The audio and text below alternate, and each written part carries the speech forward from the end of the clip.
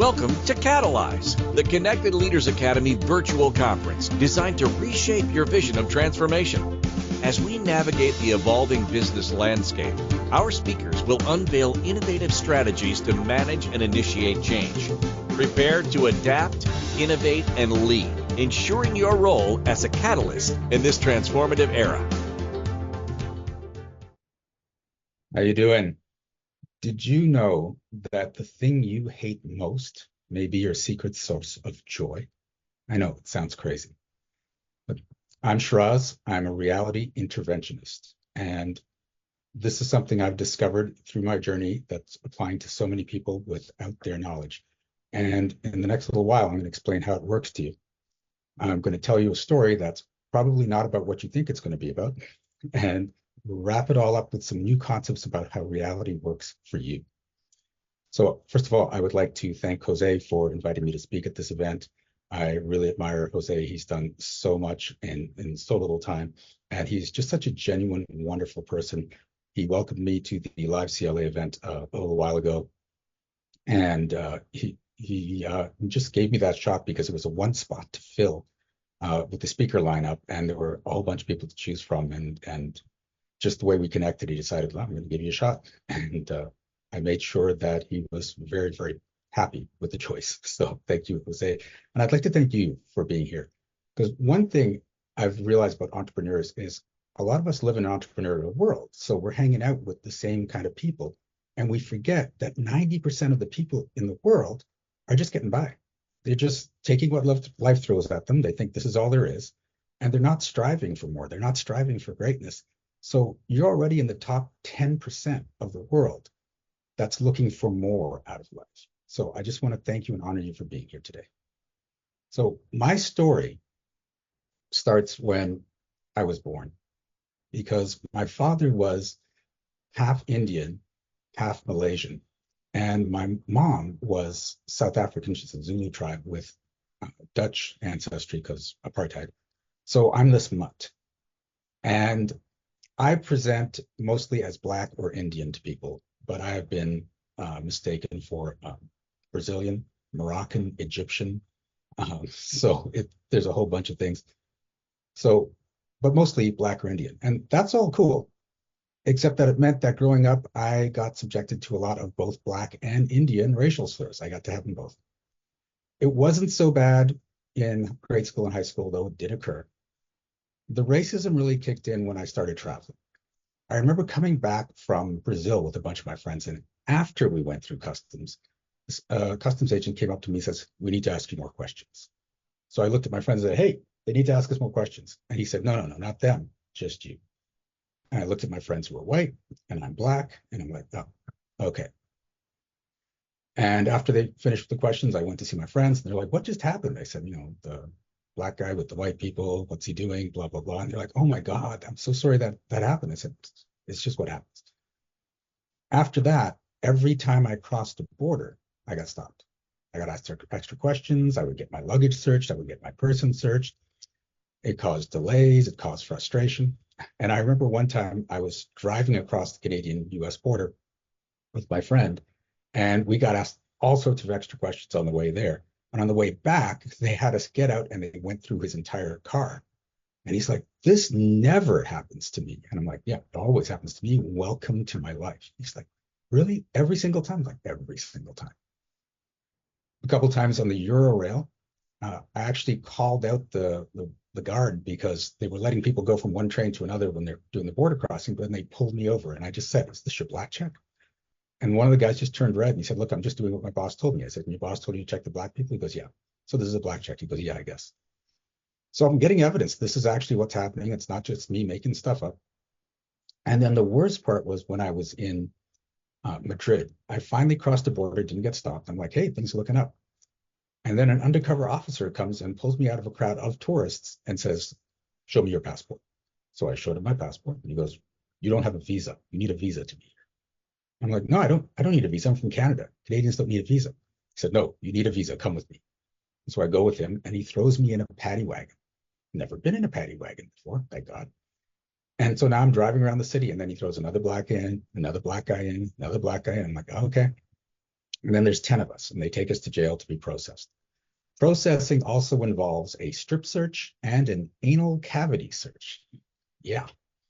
So I'm in line with these guys and I'm watching them. And the whole point is just to show us we're less than, that they're in charge, this to humiliate us.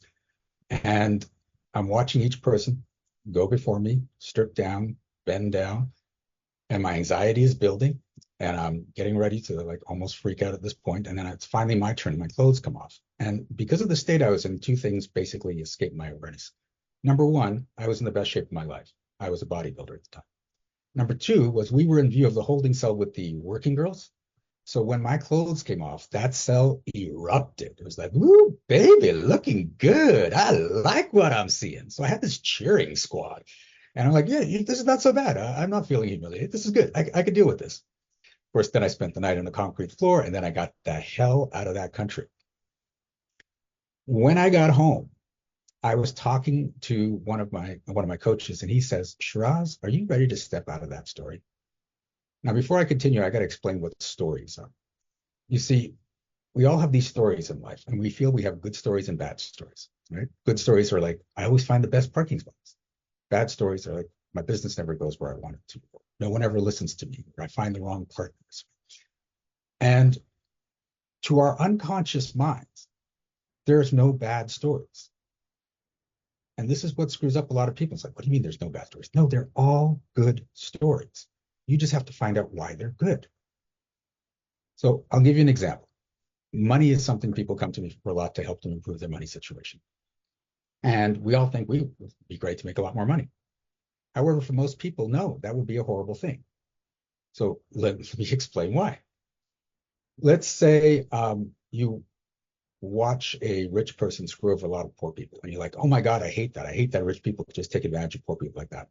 Well, then your brain says, well, I never want to be that type of person.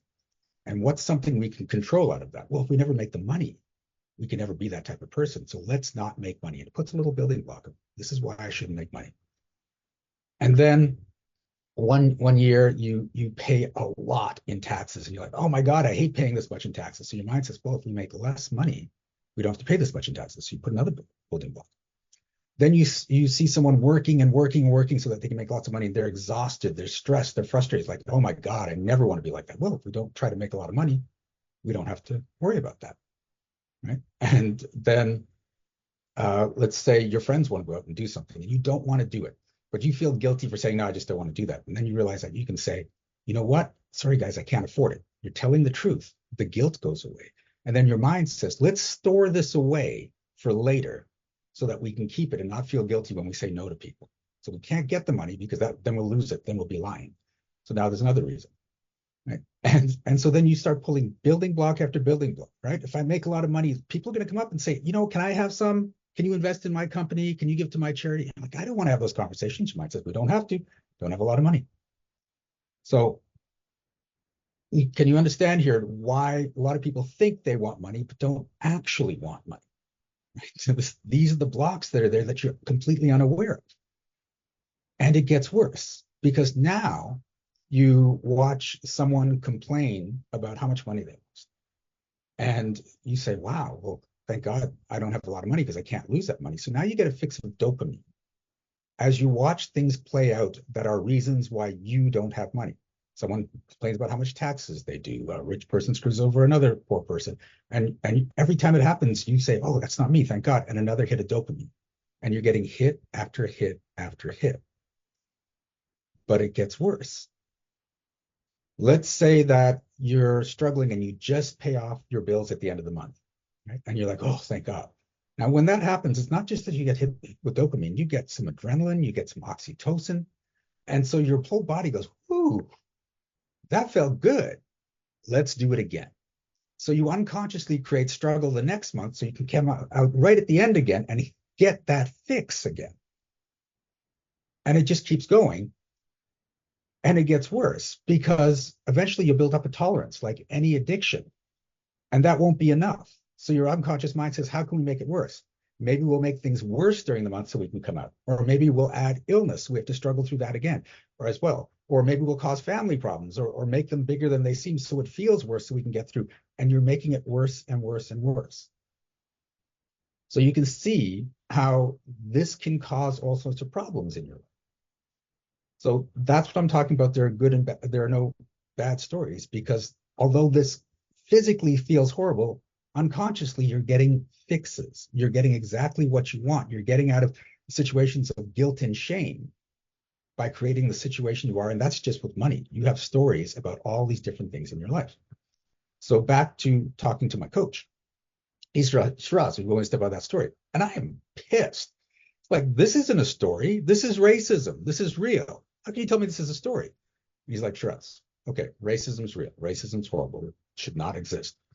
However, what you're talking about is a story. I'm like, what? How is it a story? I get stopped. I get frustrated. I get humiliated. Like, I'm losing money. There's no upside. There's always an upside. There's always a payoff. What's my payoff? He looks at me and goes, Shiraz, when you tell your border crossing stories, you light up. You feed off other people's emotional reaction to your stories. It feels like love to you. That's the fix you're getting. And you can't keep telling the same border crossing story, because people will get bored with that story. So you have to keep getting stopped at borders so you have new material. I was like, damn, he's right. So I made a decision then, and I said, you know what? I'm not going to get love from my struggles, right? I am going to get love from my successes. And when I made that decision, I stopped getting stopped at borders. It just went away. And here's the other thing. Did you know that there are non-white customs agents? See, I didn't, because I was unconsciously lining myself up with the white ones for maximum racism efficiency. Right? I didn't know I was doing it. And what are customs agents programmed for? Look for something suspicious. What am I doing when I'm in the story? I'm wondering who's going to be the one to stop me this time. I'm looking around to see who's going to be that person to pick me out and stop me. So I'm acting exactly like the person they're looking for. So of course I'm getting stopped. I'm creating my reality from my stories. So when I let it go, I stopped getting stopped. And it all started from that one incident, which was just an incident. It wasn't a story at that point, where my friends had said, oh my God, we can't believe this happens to you when we got from Brazil. That was my first fix. And my body said, let's do more of this. So I want you to get, this wasn't a story about racism. This was a story about addiction. And if you have a consistent problem in your life, it's an addiction. You are getting a benefit out of it. If there's something you're complaining about constantly to people, you'll probably have the same addiction I had, where you're getting love from other people. And so you have to keep creating that problem. But I've seen people with different situations. I had one client, something went wrong every day. And he says, I don't know what's going on. There's something going wrong every day, like several somethings, all the time, every day. I can't get away from this. And finally I asked him, I said, do you see yourself as a problem solver? And he's like, oh yeah, of course. That's my job. That's who I am. And I'm like, huh, what do you have to keep creating in your life to feel value if you're a problem solver? It's like, problems? I'm like, yeah. So what if we stop making you a problem solver? Because no, but I am a problem. I need to solve problems. I get, no. I'm not saying stop solving problems. I'm saying you can be a person that can solve problems, but don't identify solely as a problem solver, because then you need problems. You need them, as opposed to you can solve them. So when we shifted that belief, the problems went away. But here's what happened. 3 weeks later, he calls me up and he says, Shiraz, I had some problems today. And I'm like, why do you sound happy about that? He goes, well, because the first week there were no problems. I'm like, this is great. The second week, there were no problems, and there was a little bit of anxiety. And I'm so kind of used to it. And then the third week, I was full on anxiety. When's the next problem going to? And then it happened. And I'm like, yeah, because you were addicted. This is how it works. You don't think that there's a physical addiction there, that your body is hooked on chemicals, which is why we need to make sure you get out of it. So when you notice what the problem is and you see the addiction showing up, number one, forgive yourself. Don't go on, oh my God, you're doing this over and over again. Understand this is an addiction and say, okay, we need to get through the addiction. And when you are forgiving of yourself and accepting that this is a process, you will actually get out of the addiction quicker. Number two, remember that every problem in your life is the solution for an emotional issue that's going on. It's either you're getting a fix or you're avoiding emotional distress. So don't ask yourself, why is this happening to me? Why can't I solve this? Ask, why do I want this to happen? What am I getting out of this that I'm not seeing? And that change in your thinking can cause the answer to bubble up from your subconscious, and then you can solve it. For instance, I quickly went to $100,000 in my salary in my businesses, but I could never get past 130. I would always fluctuate between 110 and 130. Couldn't figure out why. The one time I figured out how to do it about 10, 15 years ago, I figured out how to get to $1 million. And I even got into talks with Bob Proctor and with John Assaraf. And so I figured, this is it. I've got these people. I'm going to do the $1 million a year from now on. And my salary went to zero. And that's because I didn't know it at the time, but my mind was freaking out because it didn't want to go to $1 million. I just didn't know why I didn't want to go to $1 million. And it stayed down at $0 until I gave up on that $1 million, and it came straight back up to 100,000.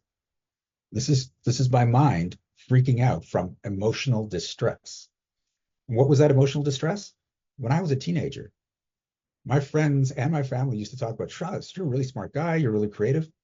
When you get into business, we know you're going to be making millions of dollars. You're going to be living in a house on the beach, you're going to be traveling the world, and then we get to come hang with you, right? And then we get to travel with you, we're going to have so much fun. And my mind went, they're all going to leech off me. Oh, hell no. We can't let that happen. So my mind decided that, 100,000, a little bit above is where I can be comfortable, but it's not enough that they can leech off me. So it kept me there. And when I decided I wanted to make more, it got as far away from that amount as it could to keep me safe. Once I realized that belief was there, and I switched it and I said, look, if they ask me for money or if they ask me to hang out with me, I can say yes, I can say no with zero guilt either way. The next year I did $200,000. And last year I went up to $1 million in sales. And it was this one belief holding it all together. But of course, I had no clue to look for that. I was looking for, what am I doing wrong in business? What strategies am I not using correctly? Because I'm thinking it's a physical thing, not an emotional thing. Every consistent problem in your life is a solution for an emotional issue you're not looking for. And once you get this, your whole world can change. So the other thing I want you to get is, you want to start training your brain to think the thoughts you want, not the thoughts that just keep showing up in your life. And you can learn to do this.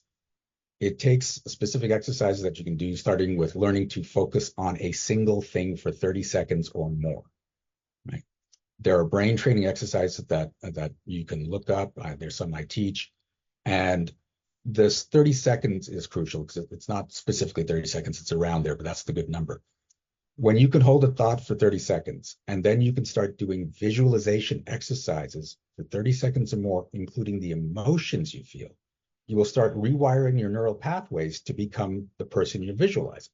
So if you want to speak and you're afraid of speaking and you're nervous about it, if you visualize yourself on stage from your point of view, so you're seeing through your eyes and you're feeling that confidence, feeling the love from the audience, then your mind starts to think, well, this is who I am, this is who I show up. And it starts rewiring your neural pathways so that you start actually showing up as that person.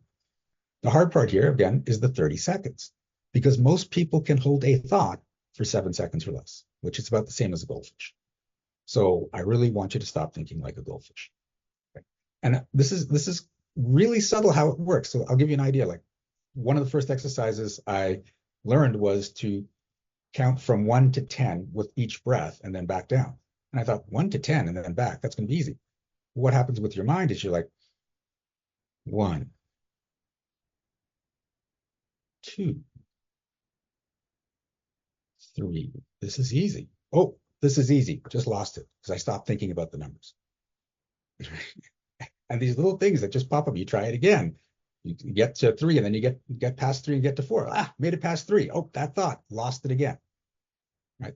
That's how quickly it can happen. When you train your brain to just think consistent thoughts from a first person point of view, your mind can't tell whether it's real or imaginary. It thinks it's all real.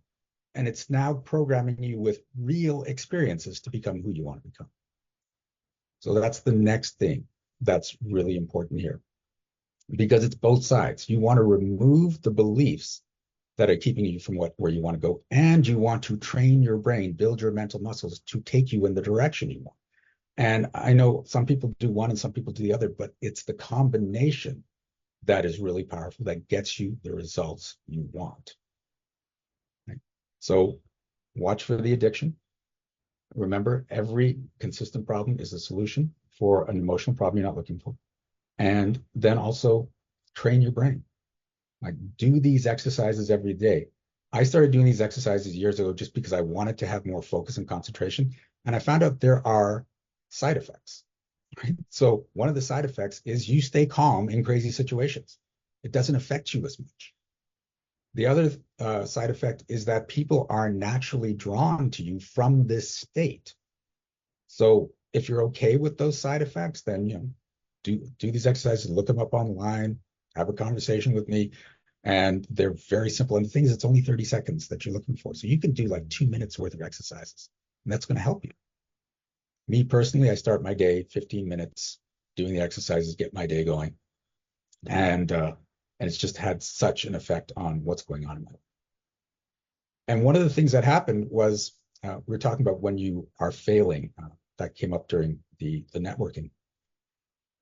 When I launched an event last year, I put $25,000 into that event, and I got 0 sales in the event. And even a year ago, that would have freaked me out. But last year, because I put myself in the state, it was like, that happened. What did I learn? What can I take away from it so I can do it better next year? And it was like a week after I thought about that, I was just like, wait, who am I? That would never have been my reaction before, but now that's who I am now. And as a result of staying in that space, I recovered the money very quickly, moved on, and just my business kept moving forward. We think that we have to act a certain way when something happens. Like, I'll give you an example. This is kind of a cool example. Imagine that there are 3 guys. They're standing in front of a crowd, and I come up behind them and I pull their pants down. The first guy, just like his junk is exposed, he's like, oh my God. And he pulls up his pants. He may be traumatized. He's definitely embarrassed, and he runs away. The second guy, pants go down. He turns around, looks at me, and goes, Shiraz, oh my God. Right? So then he pulls up his pants. He's slightly embarrassed, but he's more frustrated and annoyed with me. The third guy, he's like, pants are down. Okay, you know what? I'm going to have to pull my pants up. I know you don't want me to. I know you're enjoying the view, but laws and stuff. So I'll slowly put them, get a good look.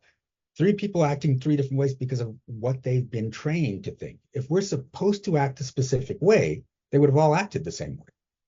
So you actually have control over which emotions you want to feel. Think about what emotions you've been choosing to feel. We'll say things like, we're going to Thanksgiving, Uncle Frank's going to be there. Oh my God, he's going to piss me off. You're deciding what emotion you're going to feel ahead of time. What if you decided that you're going to stay calm? What if you decided there might be a dip in your emotional state for a little while, but you'll just recover because everything just works out for you? That's one of my phrases that I use all the time. Everything always works out for me. And whenever something does, I anchor that in. See, everything works out for me. When it doesn't, I sort of dismiss it and go, well, that's okay, because it's all going to work out anyway, because everything always works out for me. And as a result, more and more things work out for me. And that's something I encourage you to start doing, right? It's not going into a place of delusion, but it's about anchoring in the good and letting the bad not affect you as much so that you create more good. And then you create that cycle and watch how things will change and change and change.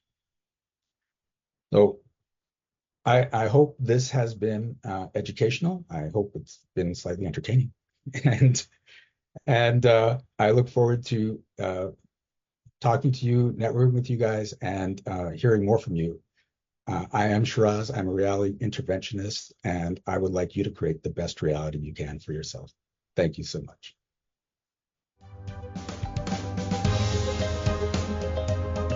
Thank you for participating in today's enlightening session of Catalyze. As we transition to our next expert, remember that each strategy and insight is a step toward becoming a transformative leader in your field. Visit ConnectedLeadersAcademy.com to stay engaged and informed. The journey of change is ongoing. Let's move forward together.